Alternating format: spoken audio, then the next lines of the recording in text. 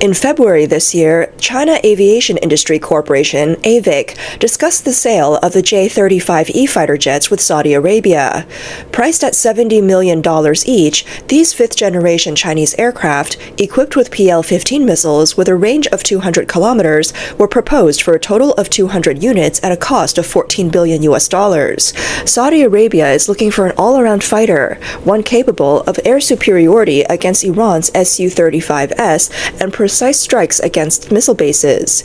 Clearly, the J-35E does not meet these requirements. The J-35E's WS-13 engines provide only 38,700 pounds of thrust.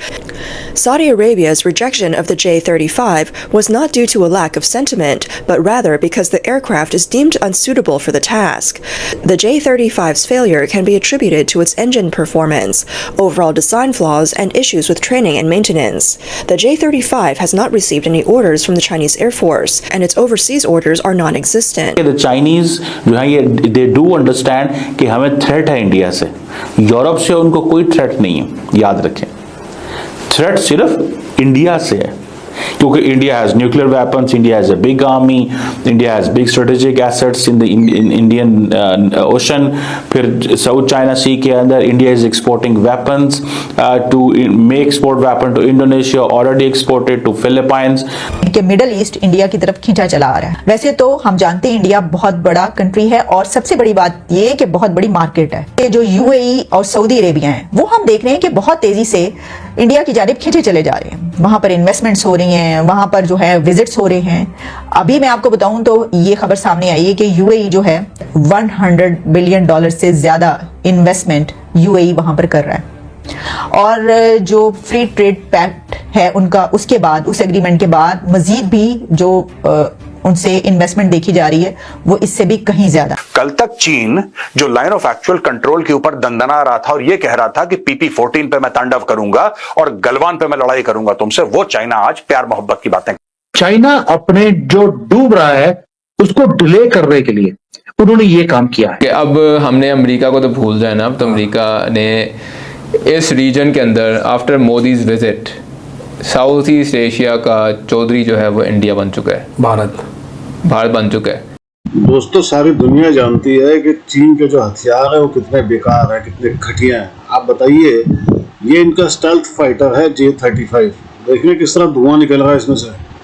किसी picture को देखकर पूरी दुनिया ने चीन के ऊपर थूका था और ये बोल दिया था कि तेरा ये J-35 जो है ये स्टेल्थ तो बहुत दूर की बात है, ये जहाज एयरक्राफ्ट किसी काम का नहीं है।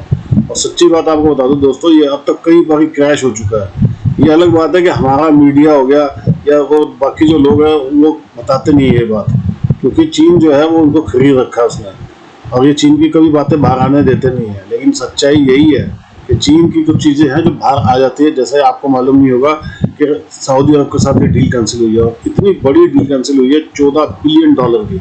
आप सोचिए कितना बड़ा तमाचा पड़ा है। और सबसे बड़ी बात यह है, ये डील करवा रहा था पाकिस्तान, उसके अंदर कमीशन बड़ी मोटी थी, वो भी डूब गई है। अब भारत की तरफ ही आएंगे दोस्त ये सारे।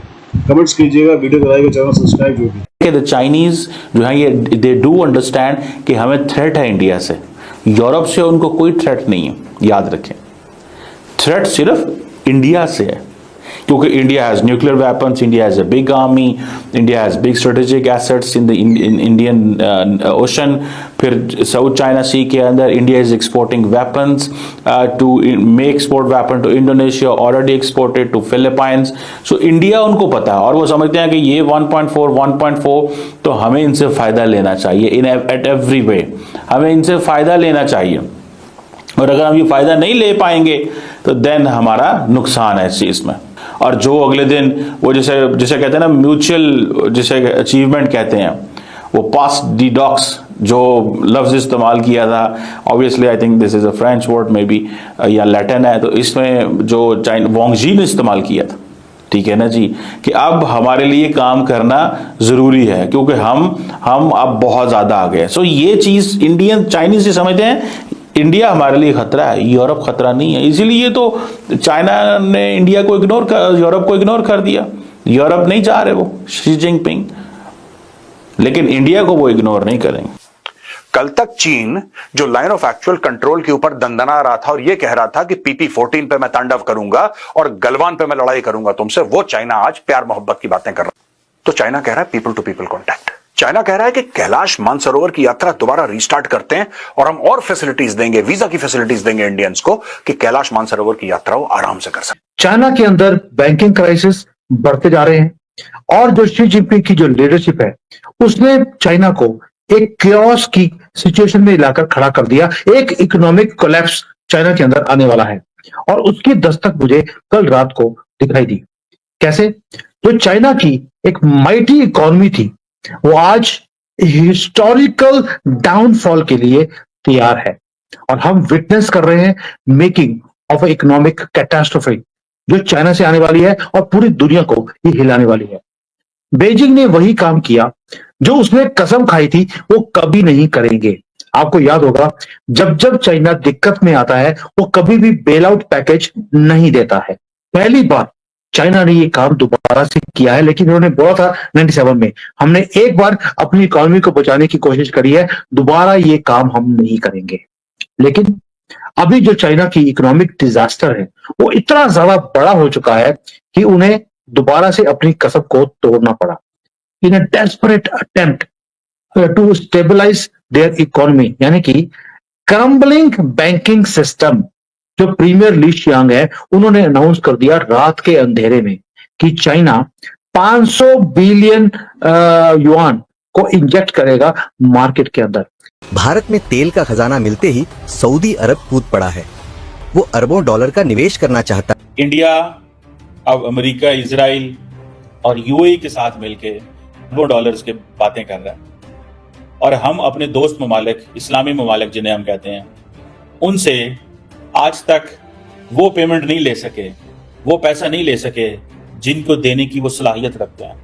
आई विश कि हम वो इन्वेस्टमेंट उनसे ले सकें जो इन्वेस्टमेंट हमारे लिए बड़ी अच्छी होती, लेकिन हम नहीं ले सके, हमारी वो कैपेसिटी नहीं है। अब कल हमारे वजीर आजम साहब गए तो उन्होंने कहा मैं कोई कटोरा लेके यहाँ पे नहीं आया कि मिडल ईस्ट इंडिया की तरफ खींचा चला आ रहा है। वैसे तो हम जानते हैं इंडिया बहुत बड़ा कंट्री है और सबसे बड़ी बात ये कि बहुत बड़ी मार्केट है। ये जो यूएई और सऊदी अरेबिया है वो हम देख रहे हैं कि बहुत तेजी से इंडिया की जानिब खींचे चले जा रहे हैं। वहां पर इन्वेस्टमेंट्स हो रही हैं, वहां पर जो है विजिट्स हो रहे हैं। अभी मैं आपको बताऊं तो ये खबर सामने आई है कि यूएई जो है 100 बिलियन डॉलर से ज्यादा इन्वेस्टमेंट यूएई वहां पर कर रहा है और जो फ्री ट्रेड पैक्ट है उनका, उसके बाद उस एग्रीमेंट के बाद मजीद भी जो उनसे इन्वेस्टमेंट देखी जा रही है वो इससे भी कहीं ज्यादा। तो इंडिया की जो राइजिंग इकोनॉमी है जो कि I think before the end of this decade is going to be third और फोर्थ लार्जेस्ट, थर्ड लार्जेस्ट हो सकती है। Third largest, yes definitely. China यानी फिफ्थ लार्जेस्ट तो हो चुकी है यूके को। अच्छा, यूके को रिप्लेस कर दिया इन्होंने। और तो पाकिस्तान कहाँ पे स्टैंड करेगा इन फ्रंट ऑफ इंडिया, ये बड़ा मेन क्वेश्चन है। That's a very big question, क्योंकि अब हमने अमेरिका को तो भूल जाए ना। अब तो अमेरिका ने इस रीजन के अंदर after Modi's visit south east Asia का चौधरी जो है वो इंडिया बन चुका है, भारत बन चुका है।